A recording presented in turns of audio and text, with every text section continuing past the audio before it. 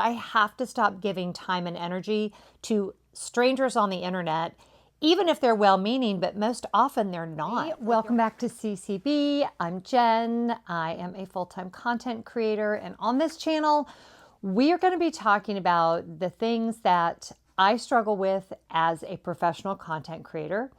And we don't talk about it enough. And in my experience, there haven't been enough spaces for us just to be really raw and vulnerable and open about the struggles that we have that I think are super unique to this really new and kind of weird job that we have. And I'm really glad that you're here. So if none of you struggle with the things on my list, this is going to be one of those videos that I'm going to look back on and be like, girl, what were you thinking? But I have a strong sense that many of you struggle with these same issues that I do. So these are kind of my toxic habits, things I am working really diligently on that not only mess with my head, they also mess with my productivity and ultimately mess with my income. They mess with my self-worth. It's kind of a big list. And I want to say at the outset, before someone who's watching, who maybe doesn't do this for a living, is like, oh, boo-hoo, you're so lucky, you have this job, you make all this money as a content creator. Valid and true. I recognize that. It is very unusual to be able to make a living doing what I do. I am so grateful. Having said that, there are all of these things that go along with it that I have not found a space to really talk about in an authentic way. So I'm going to put myself out there. So if you haven't already, I would love it if you would subscribe. We're going to be talking about a lot of things on this channel. She's a baby. I think as I'm recording this, we have like 300 subscribers, and every single one of you, I think I know personally. So, we're growing. The algorithm is, that was invented by Al Gore. The Al Gore rhythm is trying to figure out who I am. And so I'm doing a lot of content right now. I'm doing a lot of shorts. I'm really putting myself out there on a regular basis as the algorithm is getting to know me. So if you found me from the algorithm, it's a joke, by the way. It was from the Unbreakable Kimmy Schmidt, in case you're not familiar. Great show, by the way. Where was I? I'm really glad you're here. That means a lot to me because that means it's working. So throw me a comment down below. If you do not know me from my other big channel, or you don't know who I am, or you're not my best friend, how you found me. How did the algorithm serve my video to you? I would love to know that. So throw that in the comments. But these are my toxic traits. And every single one of these I am diligently working on, both through my own work, journaling, with my therapist, all of the things, but they all are kind of a big deal. So we're just going to dive into the list because this intro is already way too long. I can feel it in my bones. The number one thing, my number one toxic trait as a full-time professional content creator is I take things personally. We've all experienced it. In fact, I told Scott I was going to make a pie chart and insert it here. We'll see if I end up having time, but it was going to have 99% of people are good and kind and leave kind and supportive comments. Then 0.5% are just total nuts. They leave things that they wouldn't get under your skin because they're so out of left field. You know what I'm talking about. The kind of stuff that YouTube will hold, right? Super abusive stuff. But then there's those 0.5% that leave comments that are either backhanded compliments, right? So it seems like a compliment, but it's not, or they're super personal, or they just kind of get under my skin. And I am the first to admit, I take them personally. Now, we all know, don't feed the trolls, right? You're not even supposed to acknowledge that they exist because that's what they live for. But I've had a few over the years that seem intent on hurting my feelings. That seems to be the purpose and why they are leaving the comment. And they tend to masquerade as people who like me. They always seem to start out with something like, I've been watching your channel for years, and then they'll say something super, super mean-spirited. And I'm not going to give specifics because, again, they could be watching and I don't want them to think I'm talking about them. You're so vain, you probably think this song is about you. but I do let it get to me. And it could be anything from a comment about my personal style. It could be a comment about my hair. My hair is always a huge topic of conversation. Just yesterday, someone said something about something that I wore was really frumpy, and I take it personally, and I want to stop doing that. And here's why it's so ridiculous that I would take it personally. These people don't know me. They might feel like they know me, but they don't know me. And there was somebody, I think it was Toby Maguire, said, if your cell phone is in my contacts in my phone, then I listen to what you say. If you don't have my personal cell number, then your opinion means nothing to me. And it's not that I would say it quite that strongly, because I do want to listen to my viewers. But if you know me and you love me and you say something to me, I'm going to listen to that. But I have to stop giving time and energy to strangers on the internet, even if they're well-meaning, but most often they're not. Like, their whole purpose is to try to get under my skin, and I'm letting them win. So I'm going to stop doing that. So no more taking things personally. I'm going to try anyway. Number 2, being too precious with the work and overthinking everything. I did this about this particular video. I have been so weird about this space, like wanting the lighting to be perfect, wanting the mood to be perfect. Because when I created Content Creator Breakroom, I really wanted it to feel chilled and like creative and respectful, but yet professional. And I overthought this space in a way that defies all logic. And I seem to do that about a lot of things. I will overthink an idea. I've talked about this so much over on my other channel, but when you overwork the dough, I just turn it around and turn it around and turn it around. And if you've ever been a baker, you know, if you overwork the dough, you flatten it out and it won't rise and you ruin it. And I tend to do that. And it also causes paralysis. Like, I have too many decisions to make. I overthink every single decision, and then I end up not making the video at all because I overthought it. So I'm always so concerned with putting out my best work. And I would love to say that I give 100% all the time. That's not possible for any human being. And yet I seem to wait until I have 100% emotional energy, 100% physical energy, 100% like the house is going to be totally quiet and I know there's not anybody coming over and the time is perfect. And I want all these things to be at 100% in order to get in front of the camera. And if I had done that the last 8 years, I would not have a YouTube channel. At some point, you've just got to film the video and you have to accept it. I put up a video on my main channel yesterday. I originally filmed it last Thursday. I edited it, uploaded it, and hated it.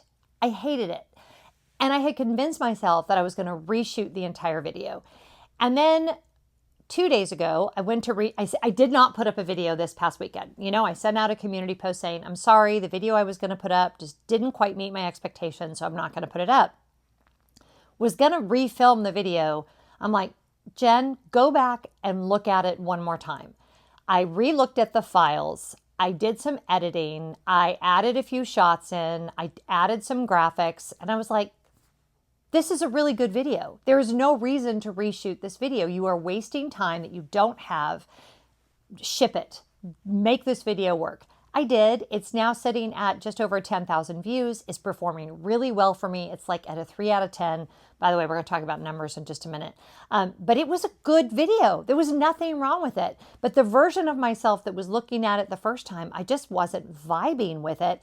And I have to learn that although I want to listen to my gut, sometimes my gut is off its nut, and I can look at it maybe through fresh eyes, maybe when I've had a better night's sleep, when my perspective is different, maybe I can make some tweaks instead of just having to like throw it out and start over again, which wastes so much time and valuable energy. So I'm really working on not overthinking every single little thing. Okay, number 3, obsessing over numbers. And I do this with good numbers and with bad numbers. So when a video is taking off and it's doing really well, I become a complete lunatic with refreshing my numbers. Waiting for, like this video I put up, it started at like an 8 out of 10 and then it kept getting higher, right? Which is a great sign that it's getting good reach and all of the things and that the algorithm really likes what you put out there. That's just going to make me laugh all day. So all that to say, and I can't remember the name of the actor that played the part that said that. He's an incredible actor. So I'm going to put his name down here and I'll put a picture of him in, because the fact that I can't remember his name is really going to bother me, because I kind of adore him. So anyway, the numbers I can become a slave to the numbers. I can become so obsessed when it's good and I'm watching it go up. I'll wake up in the middle of the night and like refresh YouTube Studio. Y'all, it's a problem. I will also obsess when the numbers are bad. Here's what's really, really bad about our job. And this applies no matter how you create content. My assumption about you is that when you go to create content, you are giving it the same level of care and intentionality every single time. Again, are you always giving 100%? No, because you're a human, but you're giving it your best shot. You're taking your time, you're, learning about your audience, deciding on a topic, you're scripting carefully. If you're a vlogger that's out, doing travel vlogs like I do a lot, you've really captured the images well. You have done it to the best of your ability. You put it out into the world and you're really proud of it and you're really excited about it, and it tanks. For whatever reason, it does not get picked up. You get that really horrible, if you're on YouTube, it's something along the lines of your regular viewers are not engaging with this video as often, or they're not watching this video, or they're not clicking on this video. And I get crestfallen. And I think it's due to the fact, and I think this is true for so many creative people, we associate our worth with if people like what we've made. And as a creative, I know, because I've read The Artist's Way, I've studied about creativity, I know the way that my mind works, that is horrific. You cannot do that. You cannot tie your feeling and your sense of self-worth and the quality of the product you put out to how the world embraces it. You just can't, because you will quickly burn out and you will quickly stop creating. And I like to believe that if you're a creative person and you're putting this work out into the universe, our world needs you. We need your voice. We need the work that you're doing. And when we equate our self-worth and our quality of work and our identity with that stupid AI machine that on any given day can elevate us or tear us down, I just think it is so detrimental to our mental health. It's a huge problem for me. It's literally something on my list to talk to with my therapist about. It's a very big deal. I think it's the reason why you see a lot of creator burnout. I think it's why you see a lot of creators quit altogether. And part of the reason why this space exists is I want to provide a place for us to talk about this in the comments. So if you're like, I don't know, Jen, I think that might just be you. It's going to be really hard on me. I don't think that's true, but that could be true. So obsessing over numbers, good and bad. Toxic.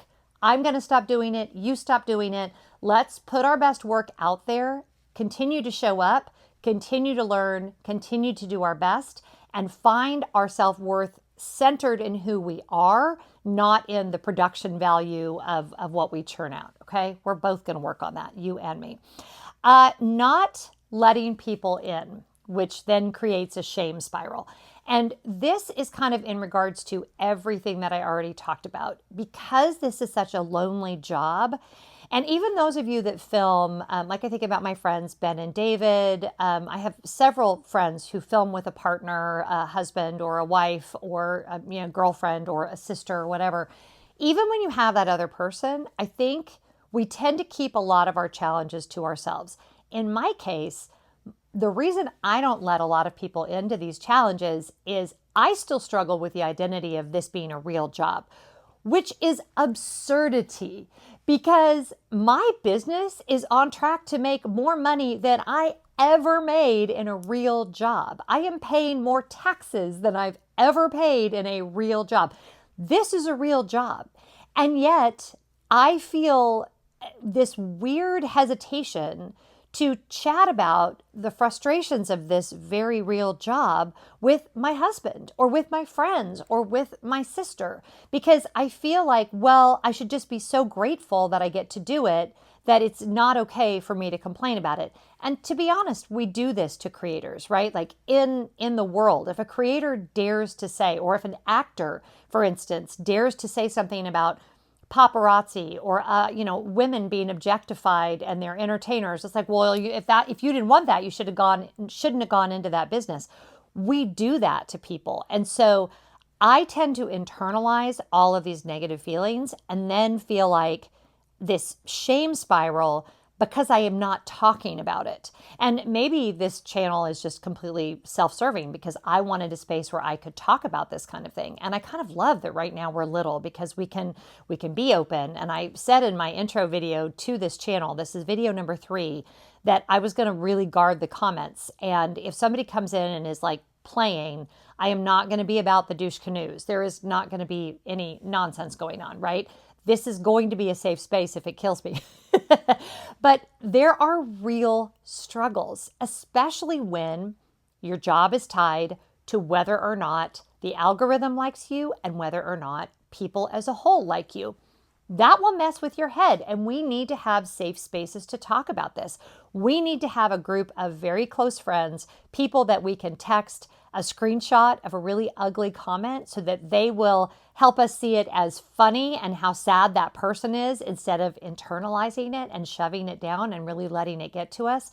We need community around us. So I am trying to do better about not only investing in my relationships, and you're going to hear me talking about that a lot because I think it's really, really important, but also being open with the struggles that I have as a full-time content creator. My work life is a big part of my life, and I need to have safe spaces where I can talk about it. So those are my toxic habits. Those are the things I'm trying to break, the things I'm really working on. What would you add to the list? I would love for this to be a space where we're talking to each other in the comments. As per usual, if you see a content creator and you're kind of maybe intrigued by their content, go watch their stuff, reach out to them. Let's be in a community together. I'm so thankful for this space. If it was your first time tuning in, please subscribe. It would mean the world to me. Happy creating, and I will see you next time. Bye.